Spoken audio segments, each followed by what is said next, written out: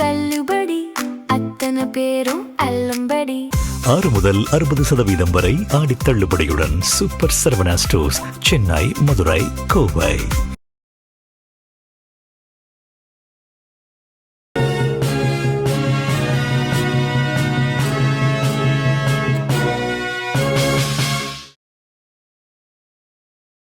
வணக்கம். ஜெம் செய்திகளுக்காக நான் அரசு. இந்திய நேரப்படி காலை 8:30 மணி செய்திகள். முதலில் ஜெம் தலைப்புச் செய்திகளை காணலாம். ஆஸ்திரேலியாவில் பிரதமர் மோடிக்கு உற்சாக வரவேற்பு அளித்த இந்தியர்கள். இந்தியா ஆஸ்திரேலியா விரிவான மூலோபாய கூட்டாண்மைக்கு மேலும் வலு சேர்க்கும் என பிரதமர் மோடி நம்பிக்கை. பாஜகவை வீழ்த்த திமுகவும் தவேகவும் இணைந்து செயல்பட வேண்டும். விடுதலை சிறுத்தைகள் கட்சி தலைவர் திருமாவளவன் வலியுறுத்தல். எதிரிகள் தங்களை தாக்கும் ஒவ்வொரு முறைக்கும் தாங்கள் அவர்களை 20 மடங்கு திருப்பி தாக்குவோம். ஈரானுக்கு அமெரிக்க அதிபர் ட்ரம்ப் பகிரங்க எச்சரிக்கை. இந்தியா இங்கிலாந்து அணிகளுக்கு இடையேயான 4வது 20 ஓவர் கிரிக்கெட் தொடர் போட்டி வெற்றி பாதைக்கு திரும்புமா இந்திய அணி என ரசிகர்களிடையே பெரும் எதிர்பார்ப்பு. நீலகிரி மாவட்டத்தில் இன்று பலத்த காற்றுடன் கூடிய கனமழைக்கு வாய்ப்பு. சென்னை வானிலை ஆய்வு மையம் அறிவிப்பு. இனி விரிவான செய்திகளை காணலாம். ஆஸ்திரேலியாவிற்கு சென்ற பிரதமர் நரேந்திர மோடிக்கு இந்திய சமூகத்தினர் வந்தே மாதரம் என்று கோஷமிட்டு உற்சாகமான வரவேற்பு அளித்தனர். பிரதமர் நரேந்திர மோடி தனது 3 நாடுகளுக்கான பயணத்தின் 2ஆம் கட்டமாக ஆஸ்திரேலியாவுக்கு சென்றடைந்தார். அங்கு இந்திய சமூகத்தினர் மோடி மோடி என்று வந்தே மாதரம் என்று கோஷமிட்டு உற்சாகமான வரவேற்பு அளித்தனர். இந்த பயணம் குறித்து அவர் தனது சமூக வலைதள பக்கத்தில் செய்தி பதிவிட்டுள்ளார். அதில் ஆஸ்திரேலியாவின் மெல்போர்னில் தரையிறங்கியதாகவும் அந்த பயணம் இந்தியா ஆஸ்திரேலியா விரிவான மூலோபாய கூட்டமைப்புக்கு மேலும் வலு சேர்க்கும் எனவும் தெரிவித்துள்ளார். மேலும் பிரதமர் அல்பானிசுடனான பேச்சுவார்த்தை தான் ஆவலுடன் எதிர்நோக்கியுள்ளதாகவும் தெரிவித்துள்ளார். நமது கூட்டாண்மையின் முக்கிய தூணாக விளங்கும் இந்திய புலம்பெயர் சமூகத்தினருடன் கலந்துரையாடுவதற்கான வாய்ப்பும் தனக்கு கிடைக்கும் என்று குறிப்பிட்டுள்ளார். பாஜகவை வீழ்த்த திமுகவும் தவேகவும் இணைந்து செயல்பட வேண்டும் என்று விடுதலை சிறுத்தைகள் கட்சியின் தலைவர் திருமாவளவன் தெரிவித்துள்ளார். அரியலூரில் விடுதலை சிறுத்தைகள் கட்சியின் தலைவரும் நாடாளுமன்ற உறுப்பினருமான திருமாவளவன் செய்தியாளர்களிடம் பேசினார். அப்போது தங்கள் கட்சியை சேர்ந்த ஒருவரை திமுகவில் இணைத்து கொண்டார்கள் என்பதற்காக நாங்கள் திமுகவை எதிர்க்கவில்லை என்று தெரிவித்தார். ஏனென்றால் தமிழ்நாட்டையோ அல்லது விடுதலை சிறுத்தைகள் கட்சியோ மட்டும் மனதில் கொண்டுதான் பேசவில்லை என்றும் தன்னுடைய பார்வை முழுவதும் தேசிய அளவிலானதே என்றும் கூறினார். தேசிய அளவில் பாஜகவிற்கு எதிரான ஒரு வலுவான அணியை உருவாக்க வேண்டும் என்று தெரிவித்தார். அந்த அணியில் திமுகவும் இருக்க வேண்டும், தவேகவும் இருக்க வேண்டும் என்று வலியுறுத்தினார். தொடர்ந்து உங்களுக்கு நோபல் பரிசு வழங்க வேண்டும் என்று வைகோ கூறியது குறித்த கேள்விக்கு பதிலளித்த அவர் அவருடைய பரிந்துரைக்கு தனது நன்றியை தெரிவித்துக் கொள்வதாகவும் ஒருவேளை நோபல் பரிசு கிடைத்தால் கண்டிப்பாக அவருக்கு முதலில் நன்றி கூறுவேன் என்றும் தெரிவித்தார். இந்த இடத்துல தவேகாவுக்கும் திமுகவுக்கும் எதிரும் புதிருமான நிலை இருந்தாலும் கூட தேசிய அளவில் பாரதிய ஜனதாவை எதிர்ப்பதற்கு, மதவாத அரசியலை எதிர்ப்பதற்கு, அவர்களின் சதி அரசியலை முறியடிப்பதற்கு உள்ளபடியே கொள்கை எதிரி என்று சொல்லக்கூடிய தவேகாவும் அதில் இருக்கணும், பிஜேபியை தொடர்ந்து எதிர்ப்போங்கிற திமுகவும் அதில் இருக்கணும். இது என்னுடைய கருத்து. இதை நான் சொன்னா திருமாவளவனுக்கு என்னாச்சுன்னு கேட்பாங்க. அது அவங்க புரிதலில் உள்ள சிக்கலை தவிர என்னுடைய பார்வையில் உள்ள சிக்கல் இல்லை. எதிரிகள் தங்களை தாக்கும் ஒவ்வொரு முறைக்கும் தாங்கள் அவர்களை 20 மடங்கு திருப்பி தாக்குவோம் என்று அமெரிக்க அதிபர் ட்ரம்ப் எச்சரிக்கை விடுத்துள்ளார். துருக்கியில் நடைபெற்ற நேட்டோ உச்சி மாநாட்டில் அமெரிக்க அதிபர் டொனால்டு ட்ரம்ப் கலந்து கொண்டு அமெரிக்காவிற்கு ஏர்ஃபோர்ஸ் 1 என்ற தனியார் விமானத்தில் திரும்பிக் கொண்டிருந்தார். அப்போது அவர் செய்தியாளர்களிடம் பேசிய போது ஈரானை தாங்கள் மிக கடுமையாக தாக்கியதாக தெரிவித்தார். எதிரிகள் தங்களை தாக்கும் ஒவ்வொரு முறைக்கும் 20 மடங்கு அதிகமாக, அதாவது 20க்கு 1 என்ற விகிதத்தில் திருப்பி தாக்குவோம் என கூறினார். இதில் குறிப்பாக நேற்றிரவு அத்தகைய தாக்குதலை தாங்கள் நடத்தியதாக தெரிவித்தார். மேலும் தங்கள் மீது ஈரான் நடத்திய சிறிய அளவிலான தாக்குதலானது உண்மையில் நேற்றிரவு தாங்கள் நடத்திய தாக்குதலுக்கு பழிவாங்கும் நடவடிக்கையே என்று கூறினார். இந்தியா இங்கிலாந்து அணிகளுக்கு இடையேயான 4வது 20 ஓவர் கிரிக்கெட் தொடர் போட்டி இன்று நடைபெறுகிறது. இங்கிலாந்தின் ஃப்ரிட்டல்ஸ் நகரில் உள்ள மைதானத்தில் இந்தியா இங்கிலாந்து அணிகளுக்கு இடையேயான 4வது 20 ஓவர் கிரிக்கெட் தொடர் போட்டி இன்று நடைபெறுகிறது. இதில் இந்திய அணியின் கேப்டன் ஸ்ரேயாஸ் ஐயர் தலைமையிலான வீரர்களும் இங்கிலாந்து அணியின் கேப்டன் ஹாரி ப்ரூக் தலைமையிலான வீரர்களும் பங்கேற்றனர். இதுவரை நடைபெற்ற போட்டிகளில் இங்கிலாந்து அணி 2-0 என்ற கணக்கில் முன்னிலை வகிக்கிறது. இந்திய அணி இன்றைய போட்டியில் வெற்றி பெற்றால் மட்டுமே தொடரில் இடம்பெற முடியும் என்பதால் யார் வெற்றி பெறப் போகிறார்கள் என்று ரசிகர்களிடையே பெரும் எதிர்பார்ப்பு உள்ளது. நீலகிரி மாவட்டத்தில் இன்று பலத்த காற்றுடன் கூடிய கனமழைக்கு வாய்ப்பு உள்ளதாக சென்னை வானிலை ஆய்வு மையம் தெரிவித்துள்ளது. சென்னை வானிலை ஆய்வு மையம் வெளியிட்டுள்ள செய்திக்குறிப்பில் சராசரி கடல் மட்டத்தில் தெற்கு குஜராத்திலிருந்து மத்திய கேரளா வரை ஒரு காற்றழுத்த தாழ்வு பாதை நிலவுகிறது. இதன் காரணமாக தமிழகத்தின் மேற்கு தொடர்ச்சி மலை மாவட்டங்கள் மற்றும் இதர பகுதிகளில் ஓரிரு இடங்களிலும் புதுச்சேரி மற்றும் காரைக்கால் பகுதிகளிலும் இடி மின்னலுடன் கூடிய மிதமான மழை பெய்யக்கூடும் என்று தெரிவித்துள்ளது. குறிப்பாக தமிழகத்தின் நீலகிரி மாவட்டத்தில் ஓரிரு இடங்களில் பலத்த காற்றுடன் கூடிய கனமழை பெய்யக்கூடும் என்று தெரிவித்துள்ளது. மேலும் சென்னை நகரின் ஒரு சில பகுதிகளில் லேசான மழைக்கு வாய்ப்பு உள்ளதாக குறிப்பிட்டுள்ளது. பிரதமர் முன்னெடுத்துள்ள டிஜிட்டல் இந்தியா தொலைநோக்கு பார்வையை ஏற்று திரிபுராவில் பல செயலிகளை அறிமுகப்படுத்தியுள்ளதாக திரிபுரா முதலமைச்சர் மாணிக் சாகா தெரிவித்துள்ளார். திரிபுரா மாநிலம் அகர்தலாவில் திரிபுரா முதலமைச்சர் மாணிக் சாகா செய்தியாளர்களிடம் பேசினார்.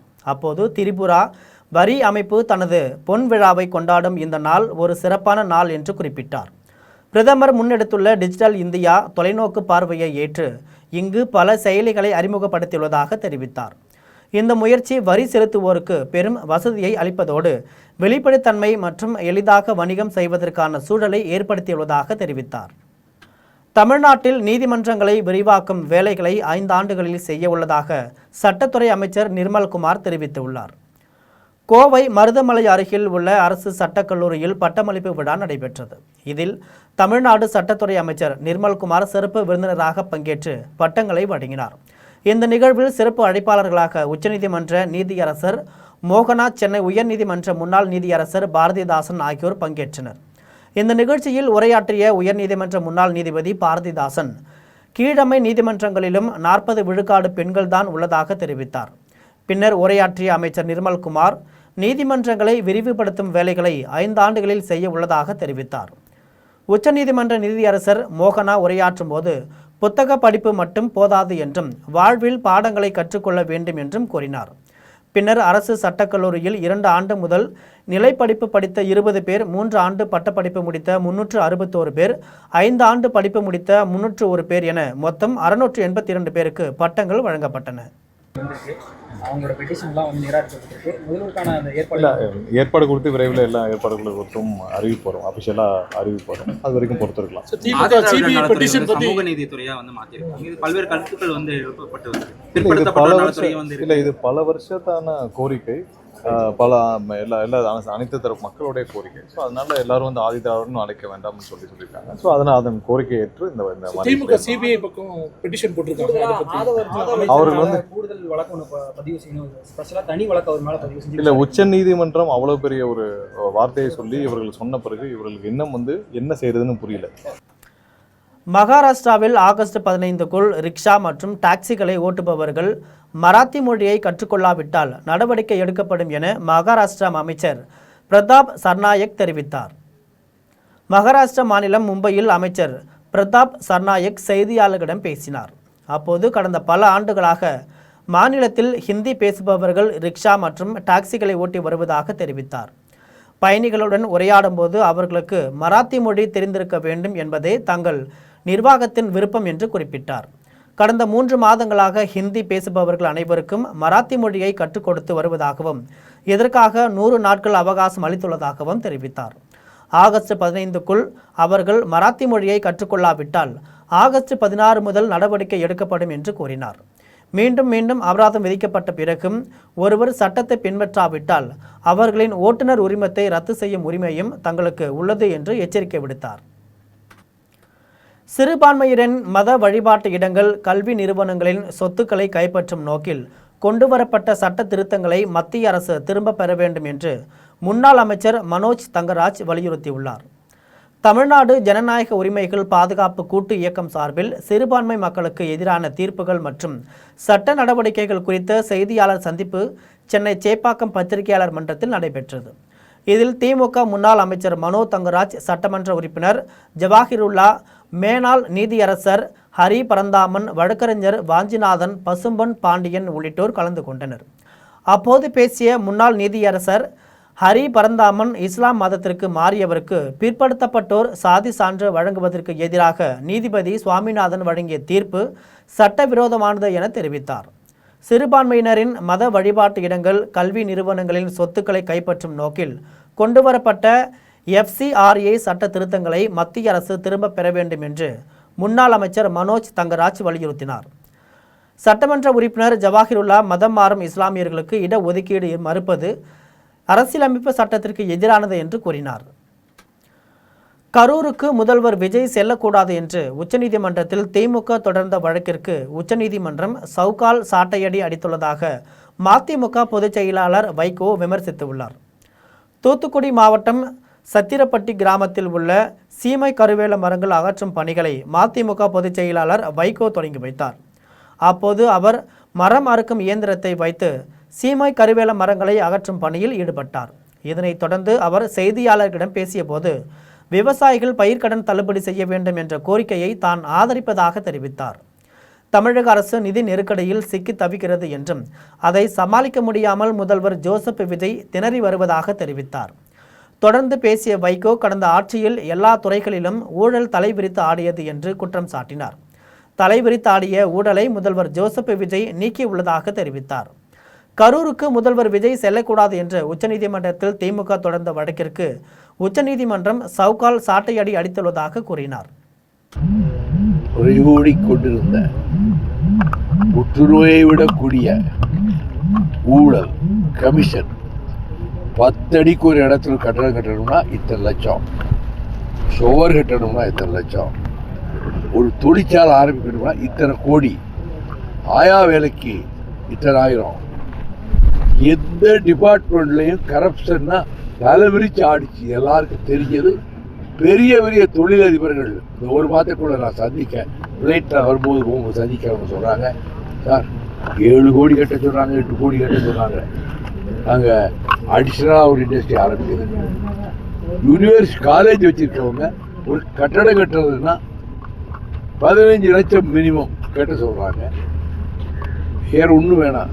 இப்போ நாளைக்கு மறுநாள் 10ஆம் தேதி நீட் தேர்வில் குளறுபடிகள் ஊழல்கள் நடைபெற்றதற்கு பொறுப்பேற்று பிரதமர் மோடியும் அமைச்சர் தர்மேந்திர பிரதானும் பதவி விலக வேண்டும் என்று திருவாரூர் மாவட்ட காங்கிரஸ் தலைவர் நீலன் அசோகன் தெரிவித்துள்ளார். திருவாரூர் அருகே நீடாமங்கலத்தில் காங்கிரஸ் மாவட்ட தலைவர் நீலன் அசோகன் தலைமையில் ஆலோசனை கூட்டம் நடைபெற்றது. கூட்டத்திற்கு பின் செய்தியாளர்களிடம் பேசிய நீலன் அசோகன் நீட் தேர்வில் நடைபெற்ற குளறுபடிகள், அதில் மாணவர்களுக்கு இழைக்கப்பட்ட அநீதிகள், பெற்றோர்களுக்கு ஏற்பட்ட பாதிப்புகள் ஆகியவற்றை மக்களுக்கு காங்கிரஸ் கட்சியினர் தெளிவுபடுத்த வேண்டும் என்று தெரிவித்தார். இந்த குழப்பங்களுக்கு பொறுப்பேற்று பிரதமர் மோடியும் அமைச்சர் தர்மேந்திர பிரதானும் பதவி விலக வேண்டும் என வலியுறுத்தினார். ஆனால் இன்று அது உண்மையில் சமத்துவத்தை உருவாக்குகிறதா அல்லது சமூக மற்றும் பொருளாதார ஏற்றத்தாழ்வுகளை மேலும் ஆழப்படுத்துகிறதா என்ற கேள்வி எழுந்துள்ளது. அந்த வகையிலே இன்று நீட் தேர்வு மிகப்பெரிய பிரச்சனையை கிளப்பியிருக்கின்றது. கிட்டத்தட்ட 22 லட்சம் மாணவர்கள் இந்த தேர்வை எழுதினார்கள். அவர்கள் தேர்வு ஒரு நாள் பல அந்த தேர்விலே விடைத்தாள்கள் கசிவு, தேர்தல் தேதி மாற்றம் என்று பல்வேறு குளறுபடிகள் செய்து மாணவர்களுடைய எதிர்கால கனவை, மருத்துவராகின்ற கனவை சிதைத்த மிகப்பெரிய பொறுப்பு மத்தியில் ஆளுகின்ற மோடி அவர்களுக்கும் அது கல்வி அமைச்சராக இருக்கின்ற தர்மேந்திர பிரதான் அவர்களுக்குமே சாரும். மாணவர்கள் கனவோடும் இரவு பகல் பாராமல் படித்து உழைத்து கஷ்டப்பட்டு ஒரு கனவோடு வாழ்ந்தவர்களுக்கு இந்த அரசு ஏமாற்றத்தை தந்திருக்கின்றது, மன உளைச்சலை தந்திருக்கின்றது. தூத்துக்குடி மாவட்டம் விளாத்திக்குளம் அருகே கோவில் கொடை விழாவை முன்னிட்டு நடைபெற்ற எருதுக்கட்டு விழாவில் சீறி பாய்ந்து வந்த காளைகளை மாடுபிடி வீரர்கள் பிடித்து அடக்கினர். விளாத்திக்குளம் அருகே உள்ள பல்லாக்குளத்தில் முனீஸ்வரர் கோவில், ஆனி மாத கோவில் கொடை விழாவை முன்னிட்டு எருதுக்கட்டு விழா நடைபெற்றது. இந்த விழாவில் சிவகங்கை, ராமநாதபுரம், மதுரை, திருநெல்வேலி, தூத்துக்குடி ஆகிய மாவட்டங்களில் இருந்து 60 காளைகள் போட்டியில் களம் இறக்கப்பட்டன. சுமார் 4 குழுவாக 200க்கும் மேற்பட்ட மாடுபிடி வீரர்கள் கலந்து கொண்டனர். தர்ம முனீஸ்வரர் கோவிலில் இருந்து கொண்டு வரப்பட்ட காளையை கயிறு அவிழ்த்து மைதானத்திற்குள் விட்டனர். சீறி பாய்ந்து வந்த காளைகளை மாடுபிடி வீரர்கள் அடக்கி பிடித்தனர். போட்டியில் வெற்றி பெற்ற மாட்டின் உரிமையாளர்களுக்கு விழா கமிட்டியின் சார்பாக பரிசுத் தொகை வழங்கப்பட்டது. தங்களுக்கு மின்சாரம் வழங்க கோரி முதலமைச்சர் இல்லத்திற்கு செல்லும் பாலவாக்கம் சாலையை முற்றுகையிட்டு போராட்டத்தில் ஈடுபட்ட சம்பவம் அப்பகுதியில் பெரும் பரபரப்பை ஏற்படுத்தியுள்ளது. சென்னை ஈசிஆர் சாலையில் உள்ள பாலவாக்கத்தில் இரவு 9:30 மணி முதல் இரவு 2 மணி வரை மின்சாரம் துண்டிக்கப்பட்டதால் அப்பகுதி மக்கள் இரவில் தூங்க முடியாமல் தவித்து வந்துள்ளனர். இது குறித்து அப்பகுதி மக்கள் மின்வாரிய அதிகாரிகளிடம் புகார் அளித்தும் அதிகாரிகள் எந்தவித நடவடிக்கையும் எடுக்கவில்லை. இதனால் ஆத்திரமடைந்த அப்பகுதி மக்கள் தங்களுக்கு மின்சாரம் வழங்க கோரி முதலமைச்சர் இல்லத்திற்கு செல்லும் பாலவாக்கம் சாலையை முற்றுகையிட்டு போராட்டத்தில் ஈடுபட்டனர். இந்த சாலை மறியல் போராட்டத்தினால் அப்பகுதியில் வாகனங்கள் எதுவும் செல்ல முடியாமல் கடும் போக்குவரத்து நெரிசல் ஏற்பட்டது. இதனை தகவல் அறிந்த நீலாங்கரை காவல்துறையினர் சம்பவ இடத்திற்கு சென்று சாலை மறியலில் ஈடுபட்டவர்களிடம் பேச்சுவார்த்தை நடத்தினர். அப்போது உடனடியாக மின்சாரம் வழங்க நடவடிக்கை எடுப்பதாக அதிகாரிகள் உறுதியளித்ததை அடுத்து பொதுமக்கள் போராட்டத்தை கைவிட்டனர். ஆட்சி மாறுச்சுல்ல, அதுக்கு முன்னால இதுக்கு முன்னாடி இது கிடையவே கிடையாது. நான் வந்து வேணும்டோ ஆட்சி மேல குறை சொல்லணும் அப்படிலாம் நான் சொல்றேன். 50 நாள் விட்டேன் சார். என்ன காரணம் சார்? இது கடுமையான வெயில் சார். பகல்ல பூரா அப்படி வேக்காட்டுல வரும். நான் எப்படி வெயில் அடிக்கும் உங்களுக்கே தெரியும். சரி, ராத்திரி வந்து நிம்மதியாக தூங்கணும் சார். காலைல கரெக்டாக 9 மணிக்கு விட்டாங்க போகணும். மோட்டர் இல்லை, தண்ணி கிடைக்க மாட்டேங்குது. ஃபோர்டு நிறுவனம் உலகளாவிய செயல்பாடுகளை வலுப்படுத்த கோவையில் ஃபோர்டு பிசினஸ் சொல்யூஷன்ஸ் மையத்தை திறந்துள்ளது. ஃபோர்டு மோட்டார் நிறுவனத்தின் குளோபல் கேபாபிலிட்டி சென்டரான ஃபோர்டு பிசினஸ் சொல்யூஷன்ஸ் இந்தியா என்ற நிறுவனம் சென்னையில் உள்ள குளோபல் டெக்னாலஜி அண்ட் பிசினஸ் சென்டரையும் பெங்களூரில் டெக்னாலஜி இன்குபேஷன் சென்டரையும் தொடங்கியுள்ளது. அதை தொடர்ந்து 3வதாக தமிழ்நாட்டின் கோயம்புத்தூரில் ஒரு புதிய மையத்தை திறந்துள்ளது. கோவையில் SVPடெக் பார்க்கில் ஃபோர்டின் குளோபல் பிசினஸ் ஆபரேஷன்ஸ் செயல்திறனை வலுப்படுத்துவதற்காக 82,000 சதுர அடி பரப்பளவில் 3 தளங்களை உள்ளடக்கிய மையத்தை திறந்துள்ளது. இந்த மையத்தில் 800 குழும உறுப்பினர்கள் அமரக்கூடிய வசதியுடன் ஒவ்வொரு தளத்திலும் 230க்கும் மேற்பட்ட works stations, meeting rooms, Ford rooms, தடையற்ற வேலைக்கான ஃபோக்கஸ் ரூம்ஸ், முறைசாரா உரையாடல்களுக்கான யூத் சீட்ஸ் மற்றும் பேண்ட்ரீஸ் ஆகியவை இடம்பெற்றுள்ளன. தாராபுரம் அருகே கார்பன் தொழிற்சாலைக்கு வழங்கப்பட்ட அனுமதிகளை ரத்து செய்ய கோரி தாராபுரம் கோட்டாட்சியரிடம் ஆதித்தமிழர் பேரவை மற்றும் பொதுமக்கள் மனு அளித்துள்ளனர். திருப்பூர் மாவட்டம் பொன்னாபுரத்தில் இயங்கி வரும் தனியார் கார்பன் தொழிற்சாலைக்கு தடை விதிக்க கோரியும் அதற்கு வழங்கப்பட்ட அனுமதிகளை உடனடியாக ரத்து செய்ய வலியுறுத்தியும் தாராபுரம் வருவாய் கோட்டாட்சியர் பிலிக்ஸ் ராஜாவிடம் ஆதித்தமிழர் பேரவையினர் மற்றும் விவசாயிகள் இணைந்து கோரிக்கை மனு அளித்தனர்.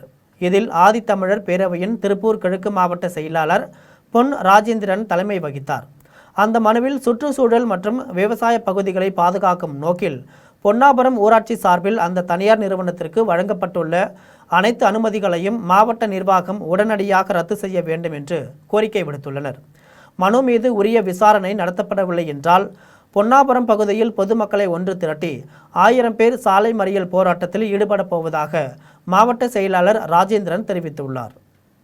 திருவாரூர் மாவட்டத்தில் பல்வேறு பகுதிகளில் சரியான மின் அழுத்தத்தில் மின்சாரம் கொடுக்காததால் 5000 ஏக்கர் குறுவை பயிர்கள் கருகி வருவதாக விவசாயிகள் கவலை தெரிவித்துள்ளனர். ஆண்டுதோறும் ஜூன் 12ஆம் நாள் மேட்டூர் அணையில் இருந்து குறுவைப்பட்ட நெல் பயிரிடுவதற்காக காவிரி நீர் திறக்கப்படும். இந்த ஆண்டு தண்ணீர் திறக்காத நிலையில் ஆழ்குழாய் கிணறு வைத்துள்ள விவசாயிகள் குறுவை நெல் பயிரிட்டுள்ளனர்.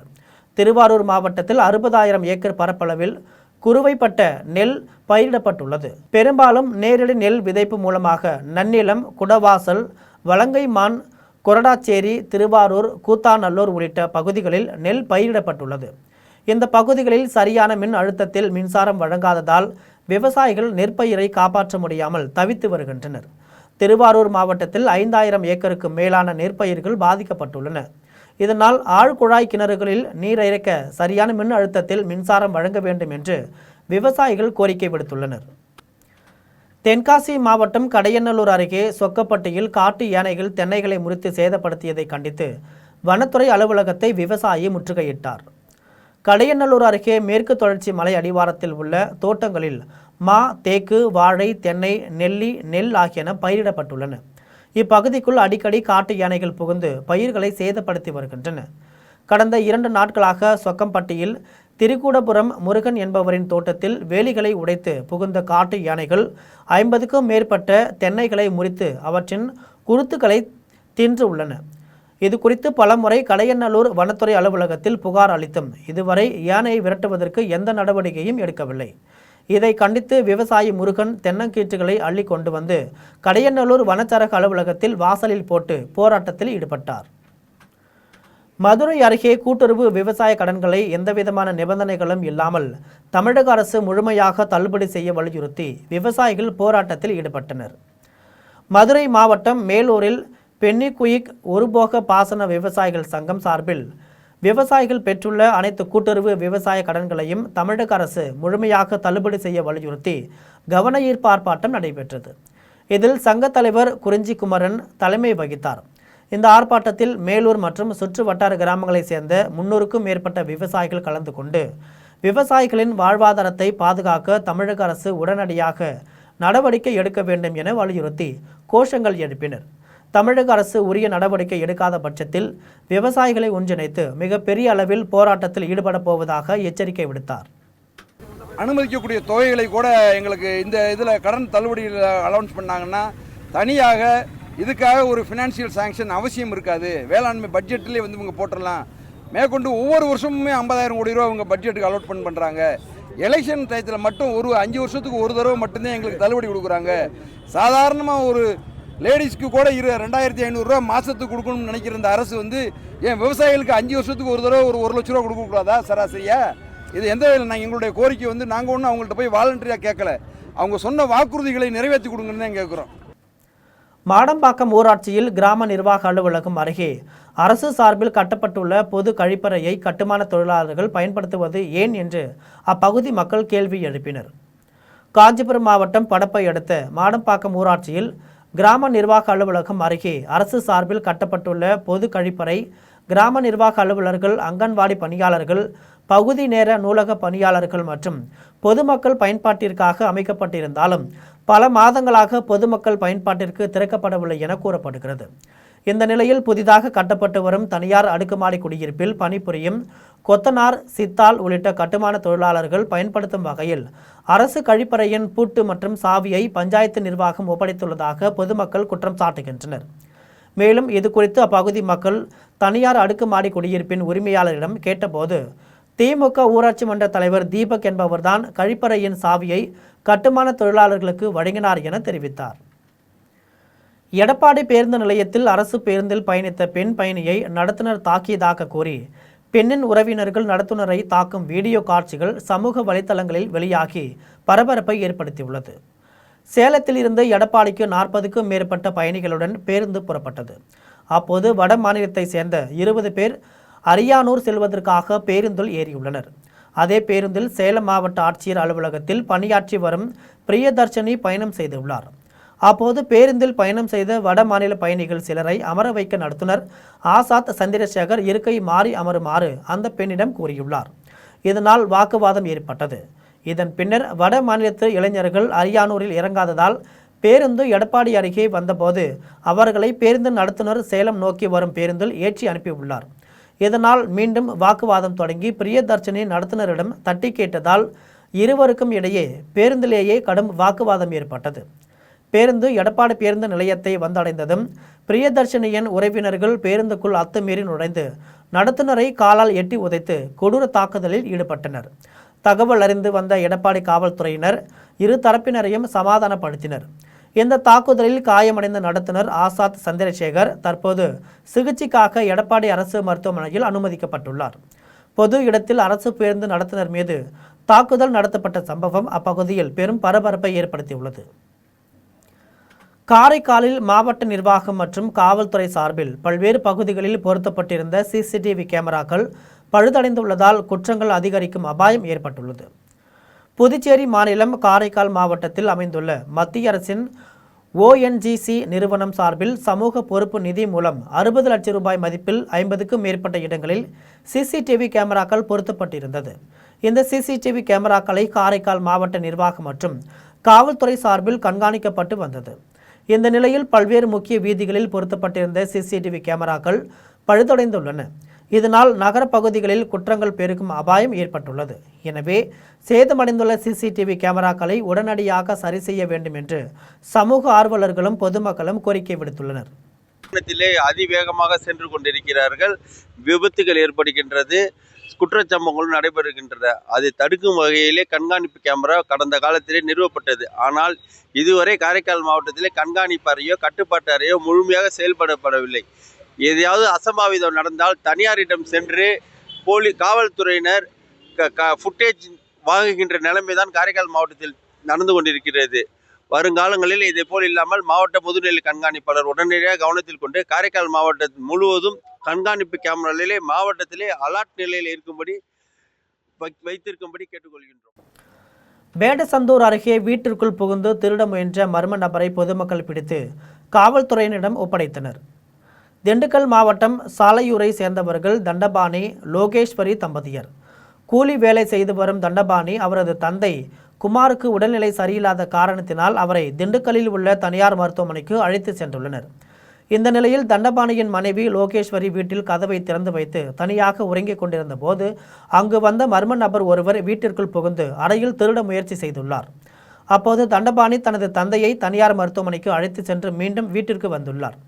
இருசக்கர வாகனத்தின் சத்தம் கேட்டவுடனே வீட்டினுள் திருட முயன்ற மர்ம நபர் தப்பிக்க முயன்றபோது அவரை பிடித்து தண்டபாணி விசாரித்ததில் எலக்ட்ரிக் வேலை பார்க்க வந்ததாக தெரிவித்துள்ளார். இதனால் சந்தேகமடைந்த தண்டபாணி தனது செல்போனில் வீடியோ எடுத்தபோது ஆத்திரமடைந்த மர்ம நபர் தான் மறைத்து வைத்திருந்த கத்தியை எடுத்து தண்டபாணியை குத்த முயன்றுள்ளார். இதனை கண்ட தண்டபாணி அதிர்ச்சி அடைந்து கூச்சலிட்டுள்ளதால் மர்ம நபர் தனது இருசக்கர வாகனத்தில் தப்பிக்க முயற்சி செய்தபோது பொதுமக்கள் அவரை பிடித்து காவல்துறையினரிடம் ஒப்படைத்தனர். இதைத் தொடர்ந்து காவல்துறையினரின் விசாரணையில் அந்த மர்ம நபர் ராஜசேகர் என்பதும் அவர் கதிரன்குளம் பகுதியை சேர்ந்தவர் என்பதும் தெரிய வந்தது. இவர் ஒட்டன்சத்திரத்தில் உள்ள ஒரு வீட்டில் 10 பவுன் தங்க நகைகளை திருடிவிட்டு அங்கிருந்து தப்பி வந்து மீண்டும் திருடுவதற்காக தண்டபாணி வீட்டிற்கு வந்து காவல்துறையினரின் விசாரணையில் தெரிய வந்தது. மேலும் இந்த சம்பவம் குறித்து வேடசந்தூர் காவல்துறையினர் விசாரணை மேற்கொண்டு வருகின்றனர். ராணிப்பேட்டை அருகே மணல் கடத்தி வந்த 2 டிப்பர் லாரிகளை காவல்துறையினர் மடக்கி பிடித்து லாரி ஓட்டுநரை கைது செய்துள்ளனர். ராணிப்பேட்டை மாவட்டம் மாங்கொப்பம் அருகே உதவி ஆய்வாளர் ரகு தலைமையிலான காவலர்கள் வாகன சோதனையில் ஈடுபட்டிருந்தனர். அப்போது அந்த வழியாக வந்த 2 டிப்பர் லாரிகளை மடக்கி போது அதில் இருந்த லாரியின் ஓட்டுநர் லாரியை நடு ரோட்டிலேயே நிறுத்திவிட்டு தப்பி சென்றார். இதில் சுதாரித்த காவல்துறையினர் மற்றொரு லாரி ஓட்டுநரை மடக்கி பிடித்து லாரியை சோதனை செய்தனர். அப்போது லாரியின் உள்ளே திருட்டுத்தனமாக மணல் கடத்தி வந்தது தெரிய வந்தது. காவல்துறையினரின் விசாரணையில் ஆந்திராவில் இருந்து மணல் கடத்தி வந்தது தெரிய வந்ததை அடுத்து 2 லாரிகளையும் பறிமுதல் செய்தனர். தொடர்ந்து ராமநாதபுரம் கிராமத்தை சேர்ந்த லாரி ஓட்டுநர் ஜெகன்குமாரை காவல்துறையினர் கைது செய்து சிறையில் அடைத்தனர். இதையடுத்து தப்பி ஓடிய மற்றொரு லாரி ஓட்டுநரையும் லாரி உரிமையாளர்களையும் காவல்துறையினர் தீவிரமாக தேடி வருகின்றனர். பண்ருட்டியில் வீட்டின் கதவை உடைத்து 35 சவரன் தங்க நகை 1.5 கிலோ வெள்ளி பொருட்கள் மற்றும் ரூபாய் 22,000 கொள்ளையடித்து சென்ற மர்ம நபர்களை காவல்துறையினர் தேடி வருகின்றனர். கடலூர் மாவட்டம் பண்ருட்டியில் VMS நகரின் 2வது தெருவில் வசித்து வரும் தாவூத் என்பவர் குவைத்தில் டிரைவராக வேலை செய்து வருகிறார். இந்த நிலையில் அவருடைய மனைவி பேரோஸ் பானு 2வது பிரசவத்திற்காக கடந்த 3ஆம் தேதி பண்ருட்டியில் உள்ள தனியார் மருத்துவமனையில் அனுமதிக்கப்பட்டார்.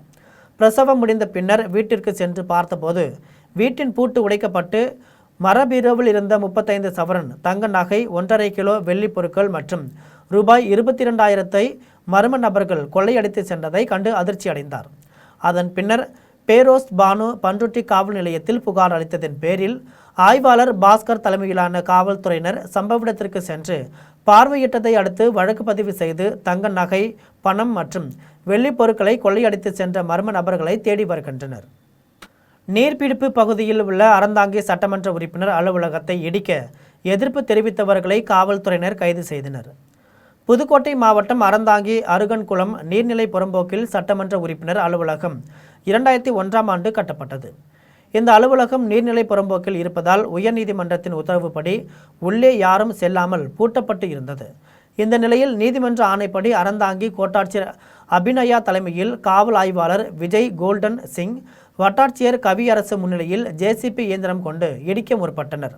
அப்போது அந்த அலுவலகத்தை சுற்றி உள்ள வீடுகளில் இருக்கும் மக்கள் இனி நமது வீடுகளும் இடிக்கப்படும் என்று அஞ்சி அதற்கு எதிர்ப்பு தெரிவித்தனர். அதிகாரிகள் சமாதானம் செய்து அங்கு கூடியிருந்தவர்களை ஒரு பக்கமாக நிற்க சொல்லி பணியை தொடர்ந்து JCB மூலம் இடித்தனர். அதன் பின் பொதுமக்கள் பேருந்து நிலையம் அருகே மறியலில் ஈடுபட்டனர். இதையடுத்து அவர்களை காவல்துறையினர் கைது செய்தனர். கோவை அருகே மேம்பாலத்தில் கார் தடுப்பு சுவரில் மோதி விபத்துக்குள்ளானதில் ப்ரீகால் நிறுவனத்தில் பணியாற்றி வந்த ஊழியர் ஒருவர் பரிதாபமாக உயிரிழந்தார். கோவை மாவட்டம் பெரியநாயக்கன்பாளையம் பகுதியைச் சேர்ந்த சசிகுமார் என்பவர் கோவையில் செயல்பட்டு வரும் ப்ரீகால் நிறுவனத்தில் ஊழியராக பணியாற்றி வந்தார். இவர் தனது ஃபோர்ட் பிகோ காரில் கோவை மேட்டுப்பாளையம் சாலையில் சென்று கொண்டிருந்தார். அப்போது ராமகிருஷ்ணா வித்யாலயா மேம்பாலத்தில் ஓட்டுநரின் கட்டுப்பாட்டை இழந்து சாலையின் நடுவே அமைந்திருந்த தடுப்பு சுவரில் வேகமாக மோதிய கார் விபத்துக்குள்ளானது. இதில் சசிகுமார் தலையில் பலத்த காயமடைந்தார். விபத்தை பார்த்த பொதுமக்கள் மற்றும் வாகன ஓட்டிகள் அவரை உடனடியாக மீட்டு அருகில் உள்ள தனியார் மருத்துவமனைக்கு கொண்டு சென்றனர். அங்கு பரிசோதனை செய்த மருத்துவர்கள் அவர் ஏற்கனவே உயிரிழந்து விட்டதாக தெரிவித்தனர். இது குறித்து தகவல் அறிந்து சம்பவ இடத்திற்கு விரைந்து வந்த பெரியநாயக்கன்பாளையம் காவல்துறையினர் விபத்துக்குள்ளான வாகனத்தை அகற்றி போக்குவரத்தை சீரமைத்தனர். அதன் பின்னர் சசிகுமாரின் உடலை கைப்பற்றி பிரேத பரிசோதனைக்காக கோவை அரசு மருத்துவமனைக்கு அனுப்பி வைத்தனர். மேலும் வழக்கு பதிவு செய்து விசாரணை மேற்கொண்டனர். மீண்டும் ஜெம் தலைப்புச் செய்திகள். ஆஸ்திரேலியாவில் பிரதமர் மோடிக்கு உற்சாக வரவேற்பு அளித்த இந்தியர்கள்.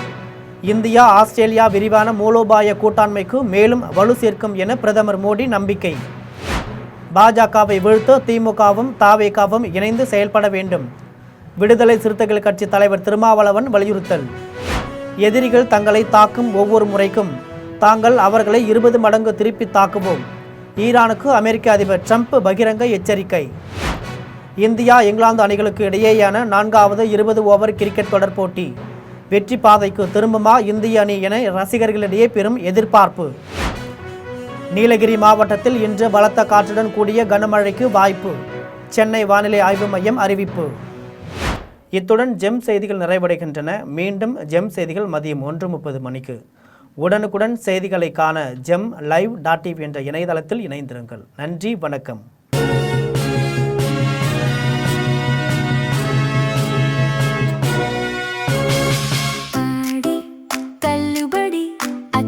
பேரும் அல்லும்படி 6 முதல் 60% வரை ஆடி தள்ளுபடியுடன் சூப்பர் சரவணா ஸ்டோர்ஸ், சென்னை, மதுரை, கோவை.